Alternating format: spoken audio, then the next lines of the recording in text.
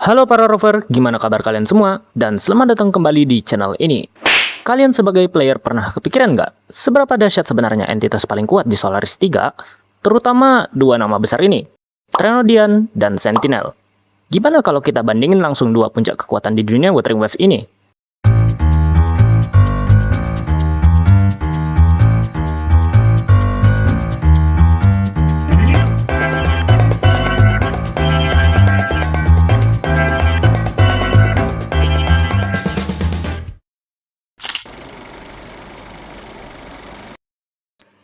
Trenodian yang disebutkan di cerita sejauh ini masih bisa dihitung jari ya. Jadi masih muat di otak kecil aku ini buat ngebahasnya. Di sisi lain, Sentinel punya tujuan yang sangat kontras. Mereka adalah pembela umat manusia, penjaga kota, pembimbing penduduk, bahkan sering dianggap sebagai dewa. Tapi ingat ya, Sentinel bukan bagian dari The Lament. Mereka adalah entitas buatan dari High Civilization atau tanah kelahiran rover. Mereka dikirim ke Solaris 3 lewat Exostrider untuk melindungi planet dari ancaman The Lament dan Trenodian. Dan di video ini, kita bakal ngebandingin kekuatannya secara adil. Bukan cuma soal damage, tapi konsep eksistensi, sumber kekuatan, sampai pengaruh mereka ke dunia. Siapa yang lebih unggul, dan siapa yang jadi pecundang. Tanpa berlama-lama, mari kita masuk ke pembahasannya.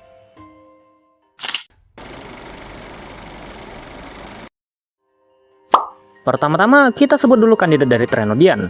Ada Ovatrax, Leviathan, dan Aleph One. Kemudian dari kandidat Sentinel ada Yue dan Imperator.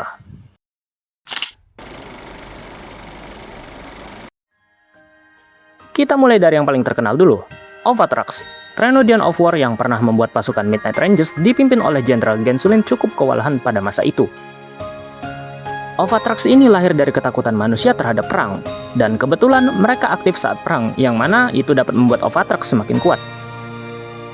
Selain itu, Ovatrax juga memiliki kemampuan yang gak main-main. Ia dapat menyerap sisa-sisa frekuensi dari persenjataan pasukan Midnight Rangers yang telah gugur, dan juga ia dapat memperkuat efek dari Retroarch Rain. Seperti yang kita tahu, Retroarch Rain dapat menyebabkan halusinasi dan memunculkan bayangan atau phantom. Nah, karena diperkuat oleh Ovatrax, Phantom tadi dapat memiliki wujud fisik dan dapat menyerang balik. Kemudian, Ovatrax dapat memanipulasi gravitasi di sekitar sehingga terbentuklah patung Ovatrax di Norval Barrens. Kalian pikir sudah? Oh, tentu saja belum. Setelah dipukul mundur oleh Jenderal Gensulin, Ovatrax masih dapat membuat sebuah avatar bernama Dreamless yang memiliki kemampuan yang mirip seperti penciptanya sendiri. Kalau Abby nggak ada, udah kelar tuh rover sama Jian. Oke, mungkin segitu aja untuk Ovatrax.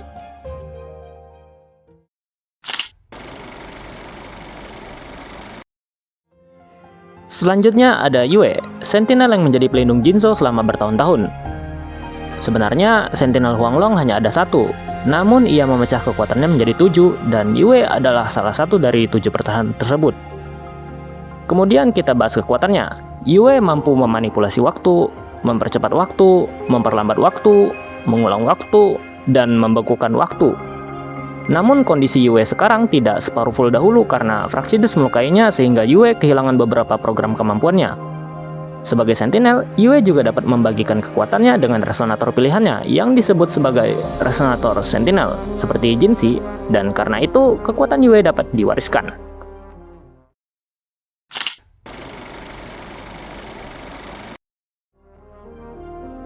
Selanjutnya ada Leviathan. Trenodian of Unity terlahir dari sisi gelap kehendak kolektif manusia di Ringas kita, khususnya dari kerinduan mendalam akan kesatuan dan persatuan. Saat awal peradaban Ringas Cita terbentuk, manusia yang datang sebagai pelaut dan pengembara di lautan luas merasa sangat terisolasi dan takut akan laut yang ganas. Dan mereka memiliki keinginan kuat untuk bersatu agar bisa bertahan hidup, membangun peradaban, dan menciptakan rasa aman bersama. Unity inilah yang menjadi fondasi utama peradaban Ringas Cita, seperti yang dijelaskan oleh Imperator sendiri. Dari kehendak positif itu, Leviathan mengambil konsep Unity dan mendistorsinya menjadi sesuatu yang mengerikan. Seperti persatuan yang seharusnya indah, menjadi penggabungan paksa. Semua orang harus menyatu dan menghilangkan perbedaan, kebebasan, dan individualitas. Contohnya, semua orang dipaksa menjadi sama. Tidak boleh ada pendapat berbeda, budaya berbeda, atau pilihan hidup berbeda. Semua harus ikut satu kebenaran yang sama. Selain itu, Trenodian Leviathan memiliki kemampuan seperti menggabungkan entitas lain ke dalam dirinya, termasuk Sentinel Imperator, bisa meniru kemampuan orang lain, menciptakan resonator seperti Fleur-de-Lis, dan melalui kekuatan assimilation, ia dapat menciptakan Journeying Paradise. Mungkin cukup segitu saja untuk Leviathan.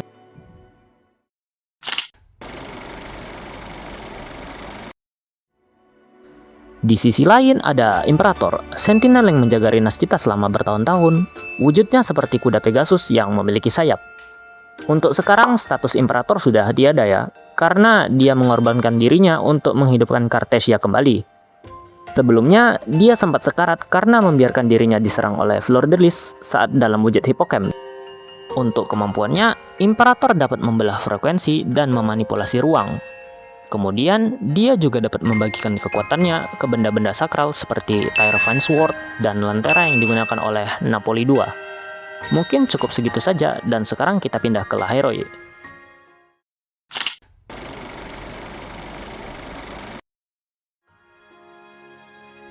Trenodian of Void. Berbeda dari Trenodian lain seperti Ovatrax dan Leviathan, ia tidak lahir dari Solaris 3, melainkan berasal dari luar angkasa. Kedatangannya ke Solaris 3 karena mengikuti kurir Exostrider yang sedang mengantarkan paket ke Lahairoi. Seperti namanya yang memiliki kata Void atau Erasure, dia bukan sekedar menghancurkan atau membunuh, tapi menghapus segalanya dari ruang waktu, termasuk ingatan, sejarah, dan frekuensi keberadaan seseorang.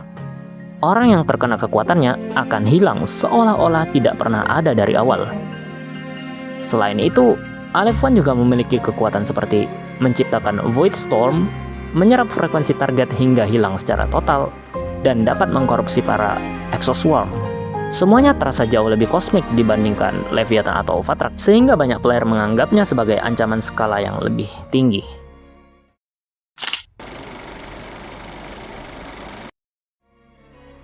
Kelebihan para Trenodian yang paling menonjol adalah mereka tidak bisa dikalahkan secara total. Mereka akan terus bangkit lagi, beradaptasi dengan lingkungan yang ada, dan selagi collapse will manusia tetap ada, mereka akan terus berinkarnasi kembali. Kemudian kelebihan para Sentinel yang paling menonjol adalah kekuatan mereka tidak bergantung pada apapun, dan kekuatan mereka dapat diwariskan kepada resonator pilihannya. Selain itu, para Sentinel menyimbolkan harapan umat manusia untuk tetap bertarung melawan Lamen. Setiap pengorbanan dan pemberian Sentinel kepada umat manusia, hal itu akan tetap terwariskan meski samar-samar. Kelemahan Trenodian yang paling menonjol adalah eksistensi mereka sangat bergantung dengan manusia. Jika manusia memiliki harapan positif yang kuat, maka Trenodian dapat dihambatkan.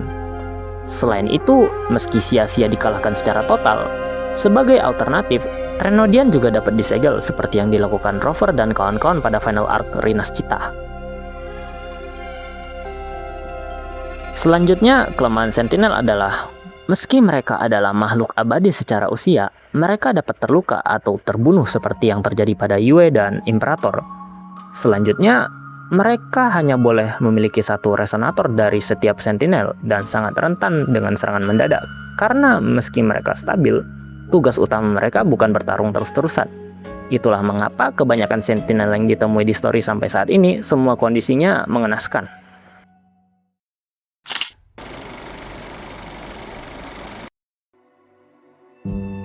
Dari semua yang kita bahas sebelumnya, jawaban yang paling diinginkan adalah bagaimana jika Sentinel dan Trenodian berhadapan satu lawan satu?